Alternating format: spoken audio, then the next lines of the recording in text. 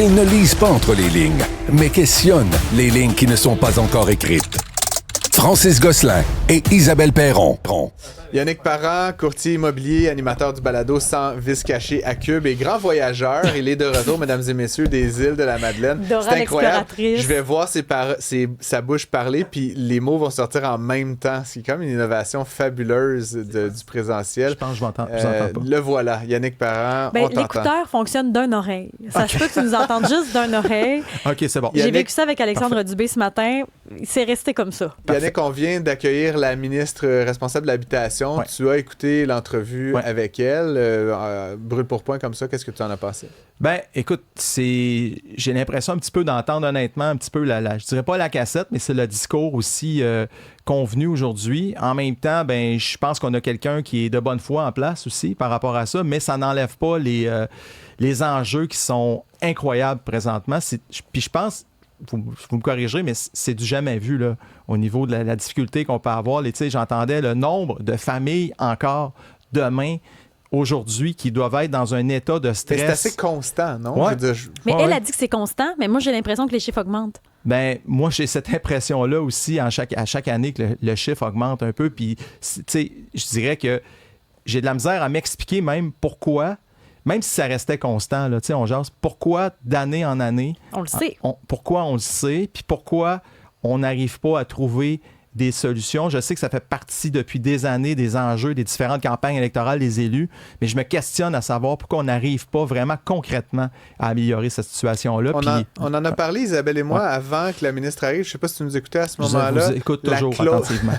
Absolument. T'es trop fin. Ouais. On a parlé de la clause G, puis du fait que, moi, je veux dire, de ma lecture là, qui analyse vraiment les chiffres, le fait que que les prix de marché fluctuent pas, dans le fond, dans l'immobilier, quand tu es propriétaire, ça peut juste monter. Là. C'est très, très difficile de revenir en bas. Est-ce qu'on devrait abolir la clause G, selon toi? J'ai écouté tantôt ce commentaire-là de votre part. C'est un bon questionnement à avoir parce que, effectivement, est-ce qu'il peut y avoir un blocage à cause de ça actuellement? Est-ce que les gens se retiennent de ça pour pas créer le précédent qui va faire en sorte, comme tu mentionnais un petit peu plus tôt, Francis, qu'on reste pris avec un espèce de prérequis un peu, on vient créer un précédent en fait qui est là pour la suite des choses, qui vient bloquer le propriétaire.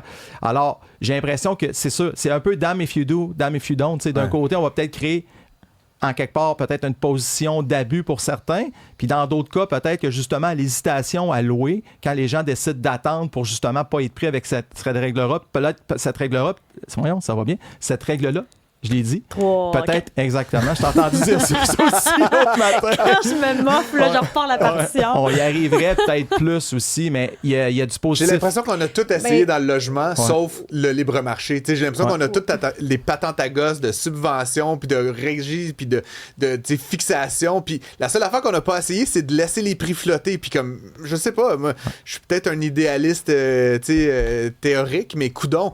Mais il semble que si tu laissais le propriétaire baisser son loyer à 1500 pour une année puis le remonter à 2000 l'année d'après, le monde qui cherche à 1500, il serait dans des apparts là demain, alors qu'en ce moment, il y en a un boqué d'un bar qui veut garder ça à 2000 puis l'autre, il est tout nu dans la rue. Puis je trouve ça absurde qu'on ait tout essayé sauf le truc que tous les économistes disent qu'il faudrait faire. Non, je suis fou? Non, moi, je pense que c'est une bonne suggestion. Pourquoi? Parce que le statu quo d'Isabelle Francis, premièrement, il n'est pas acceptable. Là. Je pense qu'on va tous s'entendre pour dire qu'on ne peut pas être dans cette situation-là. On n'enlisera jamais des cas d'abus qu'il peut y avoir aussi du côté. Tu sais, c'est un peu la vision là, qu'on entend depuis plusieurs jours, là, un peu la vision du propriétaire qui pourrait abuser, mais au-delà de ça, il y a des gens qui sont dans la rue actuellement. Puis des fois, quand tu laisses les gens aller, tu peux avoir des belles surprises aussi, comment ça va se faire. Mais en même temps, d'un autre côté, pour la clause G, pour un locataire ou quelqu'un qui veut acheter, de ne pas savoir ça a été quoi le prix d'avant, parce que le logement, par exemple, a été vacant 1 an. Il y en a qui c'est une stratégie pour eux de faire ça. Je trouve que l'acheteur ou le locataire a le droit de savoir aussi. Oui. Ben oui, mais c'est parce que c'est un peu présentement, c'est pour ça que je dis, c'est un peu, tu le fais d'un côté, c'est bon, de l'autre côté, on a cet inconvénient-là, c'est que si tu le fais pas, t'as plus de rempart, t'as comme plus de barème, en fait, pour quelqu'un qui vient de la position du locataire, comme tu dis, c'était quoi le loyer précédent. Mais en même temps, moi, je suis propriétaire moi-même d'immeubles à revenus, puis tu sais, quand t'as acheté tes immeubles dans le passé, puis, exemple, le propriétaire avant toi n'a pas fait nécessairement les augmentations qu'il va faire à chaque année. t'es pris aussi avec des loyers qui sont artificiellement bas. C'est artificiel. Je veux juste mais qui rappeler. Exact, mais qui ne représentent plus non plus. Là, on parle des loyers qui sont hyper élevés, mais moi, je pourrais vous parler d'immeubles où les loyers sont tellement bas que, évidemment, les locataires veulent demeurer sur place et tout ça. Mais en même temps, en cas de location, je veux dire, oui, la clause G, tu viens présenter ce prix-là précédent, mais c'est sûr que ça ne peut pas se louer ce prix-là. Pour la suite des choses, ça ne représente plus du tout le marché. Fait qu'il y a ce côté-là aussi qu'on ne voit pas. Là. C'est quoi la solution? Bien, moi, je pense que premièrement, la solution, c'est qu'il faudrait probablement, justement, la solution de laisser un peu plus libre cours aux propriétaires, qu'il y ait un incitatif à ne pas conserver un loyer libre à cause de ces contraintes-là de loi. Pourquoi on ne le laissait pas, justement, pour voir si on pourrait avoir un résultat différent? Parce qu'actuellement, Isabelle, force est d'admettre, on peut se chicaner sur le nombre de loyers libres, mais il y a des centaines, voire milliers de loyers qui sont libres et c'est non justifié dans ce qui se passe actuellement. Puis c'est un aspect probablement pécunier qui fait en sorte à 100% que ces loyers-là ne sont pas attribués à des personnes qui sont dans le chemin aujourd'hui. Il y a ça, mais il y a aussi l'aspect que les logements qui sont vacants, il y en a une couple qui sont hors de prix. Il y en a une couple que les gens n'ont pas les moyens de se louer un logement comme ça, même si on offre 2, 3, 4, 5 mois gratuits. Là. Ces 3, 4, 5 mois-là gratuits, c'est dans un an. Là. C'est pas sur le coup. Là. Non, c'est exactement ça. Fait que c'est un peu... prenez possession maintenant, payez plus tard, tu sais. Puis je comprends que pour le propriétaire, encore là, on vient créer un précédent au niveau du prix qui va faire en sorte que, oui, on peut payer pendant quelques mois, mais en même temps, là, maintenant, on a un prix qui représente plus que le propriétaire veut avoir. Mais du côté du locataire, ça pose aussi d'autres problèmes. Et je réitère que tout ça, c'est la conséquence du contrôle des prix. Là. Je veux dire, franchement, si on laissait les prix fluctuer, le propriétaire, il baisserait son prix 1 an, 2 ans, puis il augmenterait à un autre prix plus tard. Et il y a des villes qui l'ont expérimenté, Austin au Texas par exemple, et qu'est-ce qui a donné? Les gens se sont remis à construire, il y a eu la plupart des logements ont baissé de prix, on a trouvé un équilibre de marché. Au Québec, on a tellement sclérosé les trucs que là, t'as comme entre 25 et 100 000 logements vides, puis 4-5 000 personnes qui cherchent, puis personne ne se parle là-dedans, parce que eux, ils ont un incitatif, eux, ils ont un autre incitatif, puis finalement, c'est une espèce de discours de fou.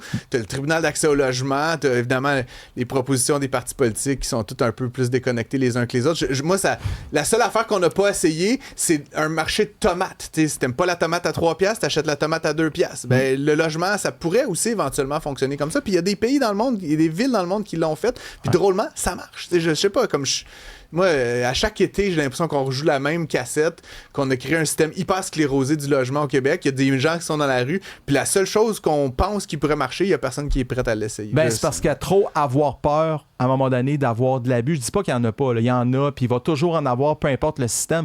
Mais à trop vouloir contrôler, on recrée année après année un peu la même situation. Puis, tu sais, on dit, on entend la folie des fois, c'est de répéter toujours la même chose en pensant avoir un résultat différent. Fait que c'est sûr, pourquoi pas? Pourquoi pas mettre de l'ouverture sur la table? Pourquoi pas faire davantage confiance puis essayer d'aller chercher ce bassin de locataires? On ne serait pas capable de sévir ceux qui abusent, justement. Tu sais, le problème, c'est qu'il n'y a pas de conséquences à ceux qui abusent. Ce qu'on fait, c'est qu'on met des réglementations pour tout le monde à l'exception.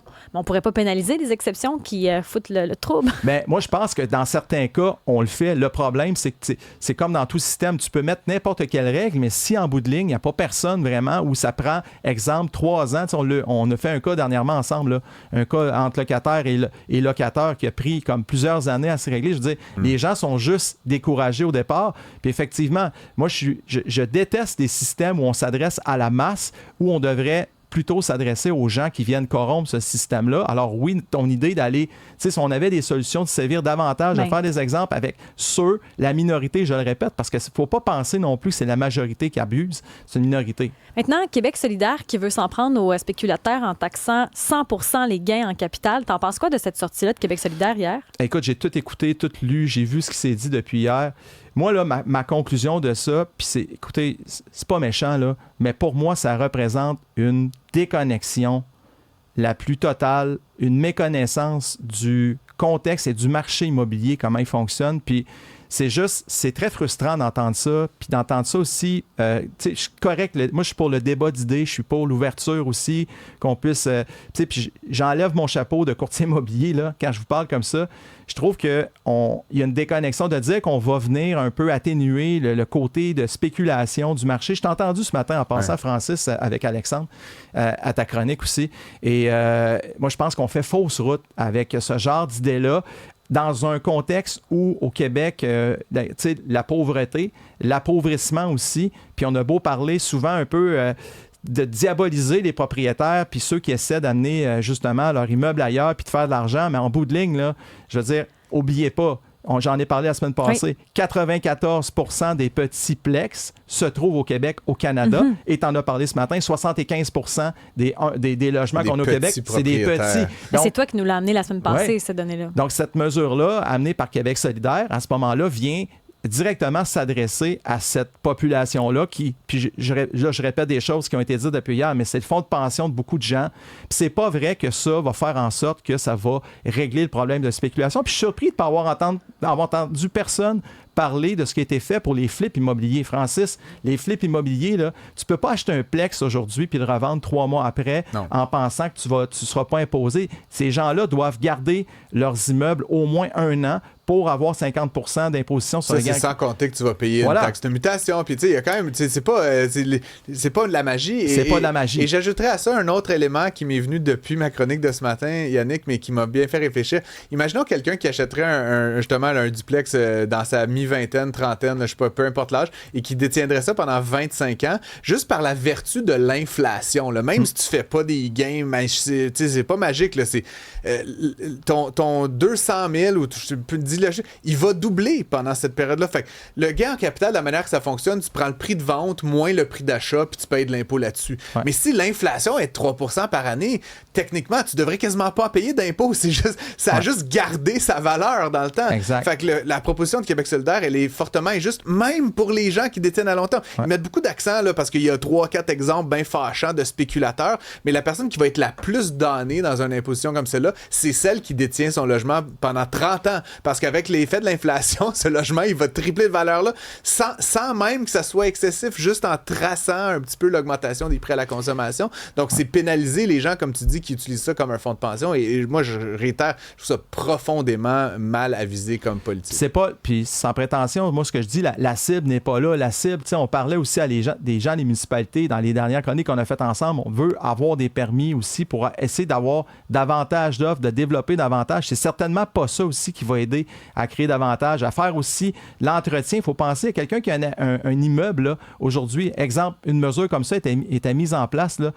Qui vous pensez au final qui va faire les frais de cette mesure-là? Est-ce que le propriétaire va être tenté d'entretenir, de maintenir, d'investir s'il sait qu'en plus, il va se faire couper de moitié, de 3/4 la revente de son immeuble? Puis pourquoi on ne vise pas? Tu sais, j'en ai parlé aussi avec toi, Isabelle, l'année passée.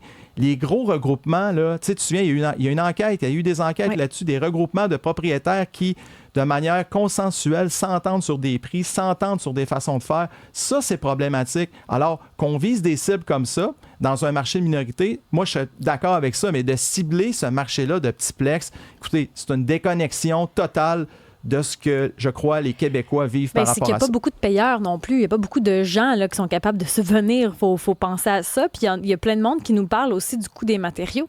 Il y a ça aussi qu'il faudrait revoir. Bien, le coût des matériaux, puis ça, c'est un enjeu.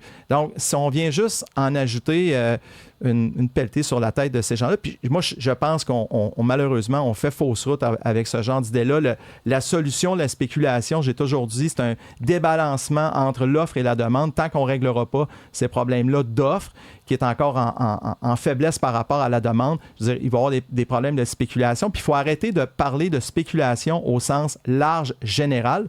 La spéculation, oui, existe, va se faire dans certains cas, mais dans la majorité des cas des gens, c'est des gens qui ont ce type d'immeuble-là. C'est des gens qui espèrent améliorer leur situation, qui espèrent aussi, puis il y a beaucoup de gens qui essaient de créer aussi des immeubles qui vont être favorables pour leurs locataires, qui vont avoir un milieu de vie qui va être intéressant. Alors, ce genre de mesure-là va juste venir faire en sorte de complètement mettre ça de côté, puis on sera plus intéressé à investir. Et je voudrais juste, tu sais, pas pour être sticker sur les mots, mais de la spéculation, là, j'aimerais bien entendre des gens qui nous écoutent qui ne font pas de spéculation. Parce que spéculer, les amis, là, quand tu vas puis tu mets des sous dans ton REER, là, tu spécules que ça va augmenter. Tu sais, quand tu achètes une maison, là, même si c'est pas pour qu'elle quadruple de prix, tu spécules qu'elle va pas perdre 50% de sa valeur dans les 3 prochaines années. Tout ce qu'on fait, là, tu sais, quand tu te lances en affaires, tu es devenu courtier, tu étais policier, tu avais un bon salaire, un fonds de pension, tu étais gros dur finalement, là, non? Tu as spéculé qu'il y avait une vie pour toi toi puis ta conjointe à faire en courtage immobilier, que ça serait plus le fun. Toutes nos vies, c'est de la spéculation. Je comprends pas cette espèce d'idée que la spéculation, là, puis on a rendu ça très, très noir puis mauvais. Je veux dire, nos vies sont faites de spéculation. Tu fais des études, pourquoi? Parce que tu spécules que tu vas avoir une job. Améliorer ta situation dans l'avenir. Je sais pas, là, tu sais, je comprends pas. On a donné un opprobre négatif à ça, comme si tous les preneurs de risques étaient des espèces de mécréants maléfiques, là, animés par le diable. Puis moi, c'est le registre de langage qu'on utilise pour décrire des gens qui prennent des risques ultimement. Puis je comprends que dans l'immobilier, c'est un peu sensible parce que ça touche la pyramide de Maslow et tout, mais spéculer, c'est quand même un peu le fondement de faire de quoi de ta vie, là, quelque part. Je sais, c'est de prendre une chance, c'est spéculer. Puis je trouve parfois on en prend trop peu des chances dans ce pays. Fait que je sais pas, je suis un peu... Tu sais, les développeurs immobiliers là, que tu connais bien, là, ils spéculent qu'ils vont la vendre, l'unité, quand elle va être finie d'être construite. Je veux dire, sinon, ils en construiraient pas, right? Tout le monde dans la vie, peu importe ce que tu fais comme projet, tu veux améliorer ta situation, tu veux améliorer ta qualité de vie, tu veux bénéficier d'un profit. Si tu vends ton auto, idéalement, on perd toujours d'argent un peu quand on vend une auto, mais idéalement, tu veux pas trop en perdre, tu sais. Fait que... Mais c'est spéculatoire. C'est spéculatoire, tout ça. Puis il faut, tu sais, il y a la spéculation vraiment ultra négative qui, selon moi, justement, est pour une minorité. Mais je veux dire, notre vie, comme tu dis, je suis d'accord, on passe notre vie à ambitionner quelque chose qui, pour notre situation ou celle des proches autour de nous, on veut améliorer la situation. Est-ce que j'ai 30 secondes pour déborder avec vous d'un autre sujet, mais qui n'a rien à voir avec ça, parce que tu me parles de mon ancien job. Tu sais, j'ai manqué peut-être des petits bouts parce que j'étais aux îles de la Madeleine, mais vous me parlez de mon ancienne vie de policier. J'ai eu une information dernièrement qui m'a jeté en bas de ma chaise. J'espère qu'elle n'est pas vraie, mais elle me vient quand même d'une bonne source. Vous savez, cette policière qui a été laissée pratiquement gravement blessée suite à la fusillade en Côte-des-Neiges, semblerait qu'elle était, évidemment, elle était toujours aux soins à l'hôpital et tout ça. Elle serait, j'emploie le conditionnel, sous haute surveillance policière. Vous êtes au courant de ça? Elle serait, je vais le dire comme ça a été dit, j'ai une bonne source, sous haute surveillance policière. Pourquoi? Parce que cette policière-là recevrait des menaces aujourd'hui par rapport à cette situation-là. Alors moi, je fais cette parenthèse-là aujourd'hui. Si ça est vrai, où on est rendu comme société, pour qui on peut se prendre pour oser blâmer cette personne-là qui a essayé de faire, qui aurait pu mourir cette journée-là, qui a tout fait pour sauver des vies, puis l'enquête, j'embarquerai pas dans l'enquête, mais comment on peut, une personne saine d'esprit, ça doit être des gens... oui, vas-y, Isabelle. C'est parce que cette femme-là est restée. Même si son collègue s'est écroulé au sol, elle ne savait pas à ce moment-là s'il y avait des tireurs. Exact. Puis elle ne le voyait pas. Donc, la personne qui s'est avancée vers elle ne pouvait pas distinguer à ce moment-là, en une fraction de seconde, c'était qui se pointait. C'est vraiment malheureux. Puis c'est épouvantablement triste, cette situation-là. Mais qui, sur le terrain, aurait fait mieux qu'elle? Nous, on fait notre formation, puis on arrive là. Est-ce que vraiment on aurait été mieux qu'elle, sincèrement? Mais moi, ça m'a été dit en fin de semaine. Puis oui, c'est malheureux ce qui est arrivé, puis tout ça. Puis j'ai fait ce job-là, puis vous savez, l'enquête va décortiquer ça pendant des années, seconde par seconde, mais ça, c'est une fraction de seconde qui s'est passée.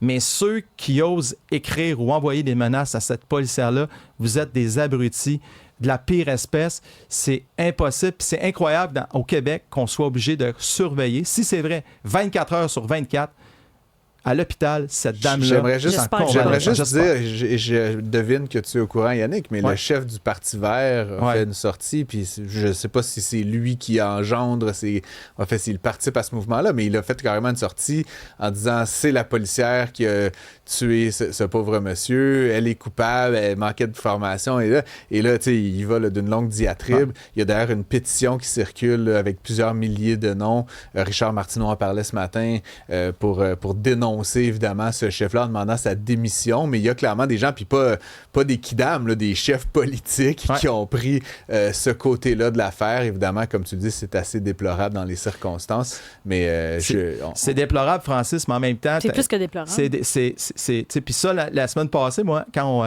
on a fait notre chronique ensemble jeudi dernier, j'avais vu le matin même cette espèce de sortie-là du chef de parti, puis des gens qui vont essayer de faire des enquêtes sur la place publique en blâmant 2 jours après les événements. J'ai vu ça tout mais c'est vraiment déplorable. Mais ce que je vous parle présentement, qui m'a été dit pas plus tard qu'en fin de semaine, des menaces envers cette policière-là. Écoutez, vous n'avez pas d'allure. J'espère que j'ai une mauvaise source. J'espère que j'ai une mauvaise information, mais la source est extrêmement crédible. C'est ça qui me jette en bas de ma chaise. Puis je voulais partager ça avec vous aujourd'hui. Merci, Yannick Parent. C'est qu'une chronique, ça, que tu viens de nous faire, Yannick Parent. J'ai l'impression qu'on a couvert l'ensemble de l'actualité économique, là, il n'y a pas de décalage en plus. Non, on adore ça. On te reprend quand tu repasses jeudi cette semaine. Jeudi, merci à vous deux. Merci.